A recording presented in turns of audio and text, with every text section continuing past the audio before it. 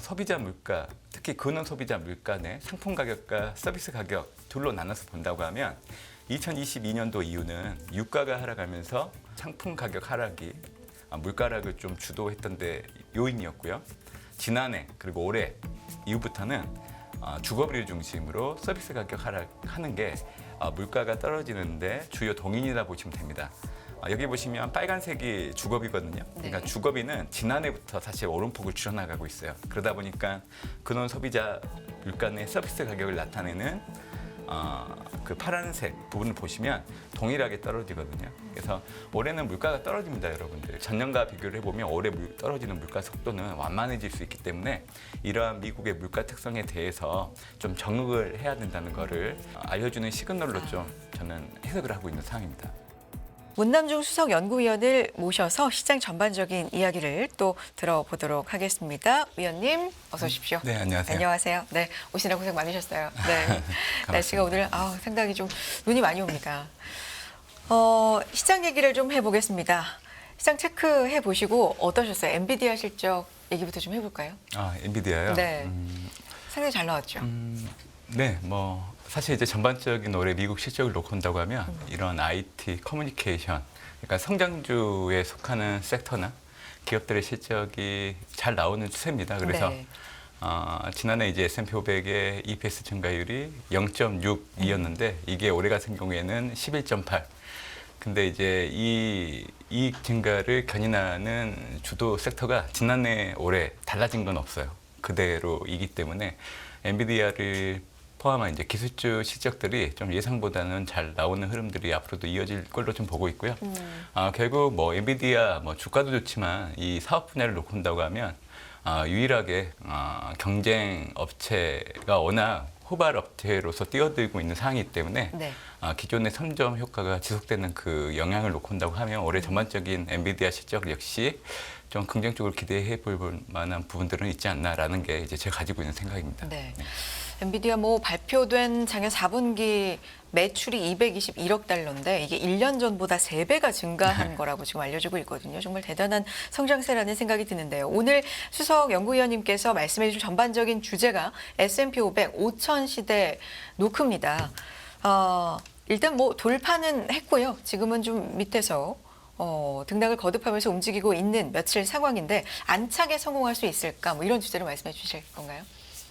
올해 연간을 보면 S&P 500 지수가 5천선 안착은 충분히 가능하다라고 네. 생각을 하고 있는데 그게 지금 당장 이루어지기는 어렵다는 거를 좀 얘기 드리려고 하는 거고요. 네. 그래서 과거에 팬데믹 이후에 S&P 500 지수가 마디 지수 3천과 4천 안착했던 당시 모습을 놓고 온다고 하면 올해 S&P 500 지수가 안착을 하겠지만 그 이전에 좀 시장에서 안착이 어렵겠다는 생각이 들 정도로 좀 변동성은 1회에서 2회 정도 나타나야 그 이후로 이제 안착이 가능하다라고 생각을 하고 있습니다. 그래서 저는 3월 FMC를 기점으로 해서 그 이전에 좀 S&P 500 지수가 좀 등락 장세를 좀 거듭할 여지가 있다. 결국 미국 자산을 가지고 있는 분들은 올해 미국 대선 이전까지 계속 보유하시면 좋을 것 같고 지난해 산타넬리 그리고 올해 1월 사이에서 이제 미국 자산을 좀 줄여놨던 투자자들 입장에서는 3월 FMC 이전에 찾아오는 한 번에서 두 번 정도의 변동성을 통해서 다시금 좀 미국 자산을 사시는 그런 형태로 대응하는 게 좋지 않을까 생각합니다. 그래서 제가 말씀드릴 때 화면에 송출되고 있는 차트 같이 봐주시면서 네네. 들어주시면 좋을 것 같은데요.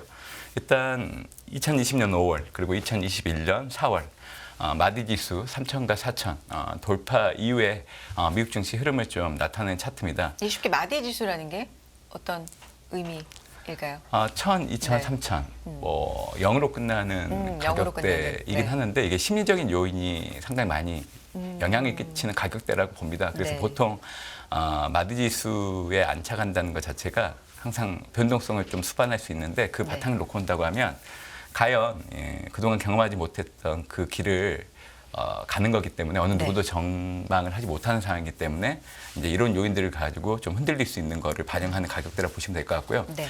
2020년 5월 한번 보시면 이게 3천선을 5월 27일 상회하고 나서 6월 8일까지 8거래일 동안 상승하기 때문에 3천선 안착이 쉽게 이루어지는 것 같이 보였습니다. 근데 9일 고점 형성하고 나서 11일, 13일, 3일간 3천선 지지 테스트.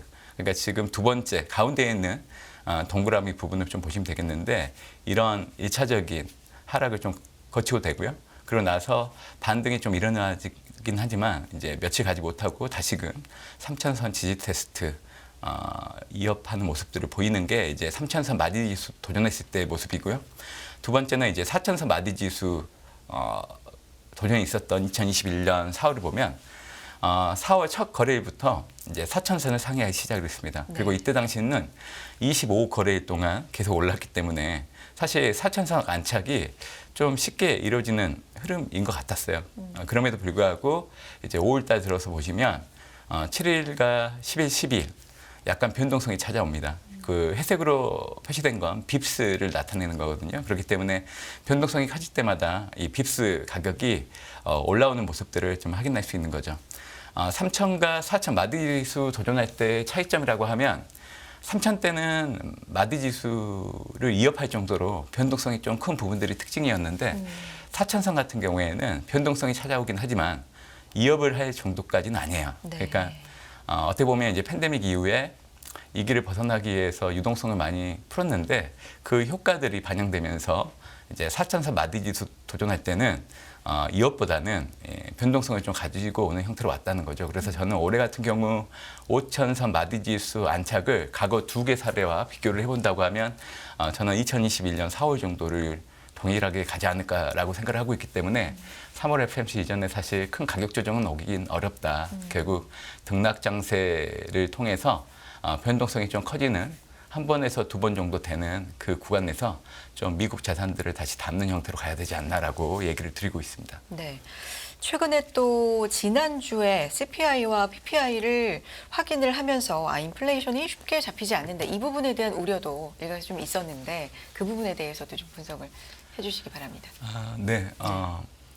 올해 투자자분들은 그러니까 동계라는 게 보통 12월에서 2월 사이를 우리가 보통 동계라고 하는데 동계에 해당되는 이 물가지표들은 보통 한 달 뒤에 발표가 되기 때문에 이를 적용을 해보면 올해 3월 이전까지는 이 물가지수가 발표될 때마다 시장에서는 결국 연준의 금리 인하 시점을 두고 이게 조금 늦춰질 수도 있겠구나 하는 우려. 어떨 경우에는 다시금 좀 조기에 금리 인하 하지 않을까라는 기대.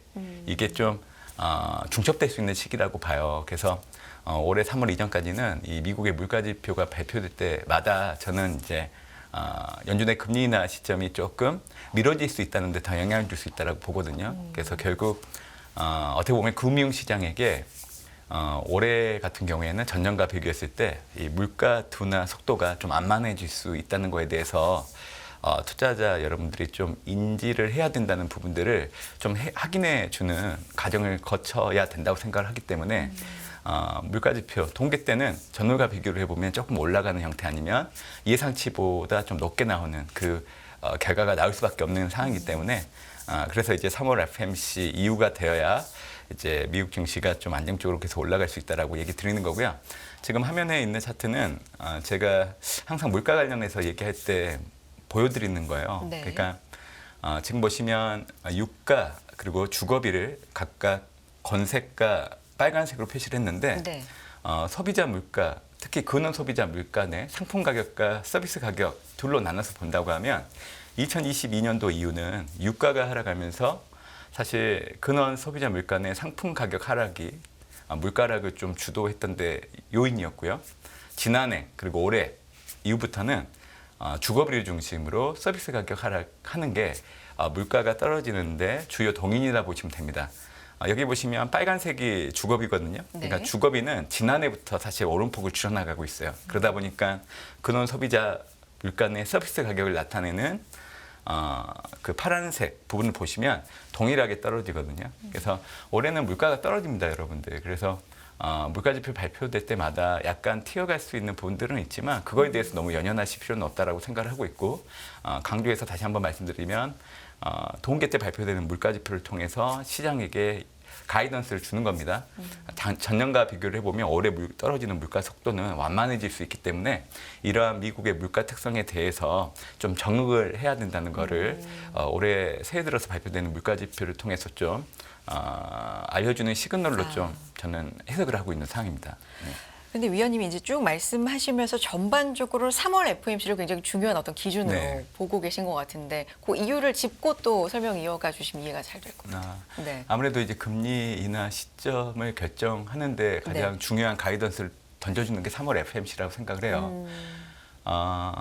사실 이제 최근 들어서 이제 미국의 경제 지표 결과치를 놓고 온다고 하면 네. 일단 물가 지표는 예상보다 높게 나오기 때문에 금리 인하 시점이 좀 후퇴될 수 있다는 해석들이 있었고 네. 또 지난해 4분기 미국의 GDP 결과를 놓고 온다고 하면 또 예상치보다는 더 높게 나오다 보니까 올해 들어서 이제 미국 경제가 견고하게 움직인다고 하면 굳이 연준이 금리 인하를 단행할 이유는 없다라고 해석으로 연결된 부분들이 있거든요. 그렇죠. 그렇기 때문에 네. 결국 3월 FOMC 자체가 중요한 기보다는 네. 3월 FOMC를 통해서 이제 수정 경제 전망이 나와요. 그래서 그 경제 전망을 보면 올해 연준이 생각하고 있는 중위값 이게 지난해 12월에는 4.6이었고요. 네.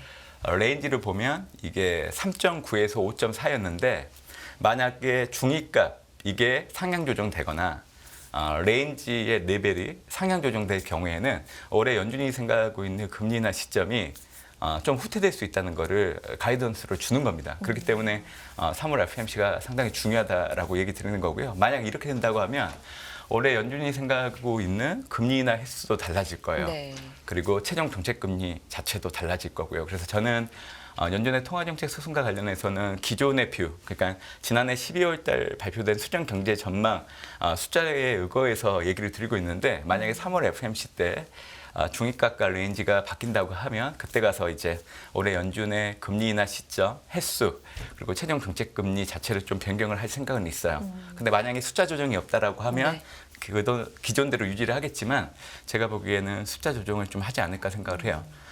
지금 현재로서 이제 생각하고 있는 기조는 올해 5월 FOMC를 통해서 첫 번째 금리 인하를 하고 미국 대선 이전까지 총 4번 인하를 하되 올해 레인지의 하단이 3.9이기 때문에 올해 연준은 미국 대선 이전까지 150bp 정도는 충분히 금리 인하를 할 수 있다라고 저는 생각을 하고 있습니다. 이 시나리오 금리 인하에 대해서도 두 가지로 지금 제시해주고 계시는데요. 어떤 내용입니까? 사실 올해 네. 미국 대선이 없었다라고 하면 5월 FOMC 이후로 매번 도래하는 6월, 7월 그리고 이제 9월, 11월, 12월 각각 25pp씩 금리 인하를 하는 행보일 거예요. 그렇게 된다고 하면 최종 정책 금리는 4에서 4.5요. 그러니까 150bp 인하를 단행하겠다고 염두에 둔 그 레인지 하단 자체가 사실 올해 첫 금리 인하를 시작하게 되면 남아있는 FOMC 일정을 감안해서 이제 금리 인하를 할 수 있는 최저치를 제시를 한 건데 저는 사실 이제 대선만 없다고 하면 시나리오 2번 형태로 가는 게 올해의 수순이었다고 생각을 하지만 이제 미국 대선이 있기 때문에 그 전후로는 통화 정책에 대한 변화를 주기는 어렵습니다. 특히 네. 바이든 행정부 입장에서는 최근에 국정 운영 지지율이나 공화당 대선 후보 양자대결 구도에서 뒤처지는 결과를 좀 보이고 있기 때문에 사실은 이제 표심을 직결시키기 위해서는 정책적인 수단을 활용할 수 있는데 사실 통화 정책도 그 중에 하나라고 보시면 되거든요. 그렇기 때문에 이것 때문에 이제 저는 대선 이전까지 150bp 정도 인하하지 않을까라고 생각을 하고 있습니다. 올해는 말씀해 주신 것처럼 특히나 선거가 많이 있는 해, 미국 대선이 특히나 있는 해이기 때문에 이 부분에 대해서도 이 증시에서도 고려를 안 할 수가 없는데 판단 변수도 쭉 제시를 해 주셨네요. 좀 짚어주실까요? 올해 뭐 여러 가지 변수들을 생각을 해야 되는데 네. 15가지 정도 생각을 하고 있습니다. 많습니다. 네. 물론 이제 이 변수들을 하나하나 말씀드리려고 하면 네. 시간이 부족할 것 같아서 네네. 결론 위주로 좀 얘기를 해드리면요. 네. 일단 올해 경제는 지난해와 비교를 해보면 개선되는 양상, 그러니까 경기 침체 인식은 후퇴할 수밖에 없다는 걸 얘기해드리고 싶고요. 글로벌 은행 산업 향방 관련해서는 올해 이제 금리 인하 사이클이 진행되기 때문에 은행들의 자본 조달 비용이 줄어들면서 님 개선 충분히 기대할 수 있는 부분들이 있어서 은행 산업의 건전성은 개선된다고 보시면 됩니다. 그리고 반도체 산업의 업황은 지난해에 비교를 했을 때 올해 좀 좋아지는 그림이에요. 왜냐하면 지난해 10월 이후로 반도체 고정 가격들이 상승하고 있기 때문에. 그리고 러시아 우크라이나 전쟁은 전쟁 피로감이 도래할 수 있는 시점이기 때문에 기존처럼 그렇게 큰 영향을 주는 변수는 아니고요. 팔레스타인 하마스 전쟁은 하마스가 이스라엘인지를 모두 석방하면 모두 끝납니다. 그렇기 때문에 최근에 이러한 논의들이 진행되고 있기 때문에 큰 문제는 되지 않을 걸로 좀 보고 있고, 물가는 주요국 물가는 전년과 비교했을 때 올해도 오름폭을 줄여나가는 거, 그리고 연준 2분기 이후로 금리 인하 단행하는 거는 명확하지만 그 시점이 최근에 논란을 일으키긴 하지만 네. 결국 5월 아니면 6월 정도면 충분히 금리 인하 가능하다라고 생각을 하고 있고요. 미국의 정부 부채 한도 논란은 임시 연장 후에 막판 타결하는 형태로 갈 걸로 좀 보고 있고, 올해 미국이 경기 침체에 들어가지 않습니다. 연착륙 경로를 밟아 나갈 여지가 있다는 거 얘기해드리고 싶고, 바이든과 트럼프 양자 간 치열한 경합을 좀 예상을 하고 있기 때문에 최근 들어서 이제 일방적으로 트럼프가 당선될 여지가 높다는 그 비유에 대해서는 경계를 해야 된다는 얘기 좀 드리고 싶고요. 미국과 중국 간의 관계를 놓고 본다고 하면 바이든 입장에서는 대선을 앞두고 중국 리스크를 낮춰야 되는 부분들이 필요하고, 시진핑 입장에서는 미국과 유럽 같은 서방국들의 도움이 있어야 자국 경제가 가능하다는 것을 인식하고 있기 때문에 그 얘기를 드리는 거고요. 미국의 공급망 재편 올해 계속 이루어지는 거, 그리고 중국의 부동산 문제는 중국 정부가 컨트롤이 가능하기 때문에 정책을 통해서 부동산 위기가 완화될 여지가 있다라고 보고 있고요. ECB 연준보다 금리를 조금 더 빨리 할 거고요. BOJ는 올해 3분기 정도에 금리 인상을 단행할 걸로 좀 보고 있기 때문에, 그래서 이 15가지 변수들의 결과를 전반적으로 좀 놓고 말씀드리면, 일단 위험자산들을 손하는 환경이 유지되는데 긍정적인 영향을 줄 수 있는 변수들이 많다라고 저는 생각을 하고 있습니다. 알겠습니다. 문남중 수석 연구위원님의 보고서 S&P 500 5,000시대를 두드리다라는 자세한 내용 또 참고해 보시면 좋을 것 같고요. 오늘은 여기서 인사 나누겠습니다. 말씀 고맙습니다. 감사합니다.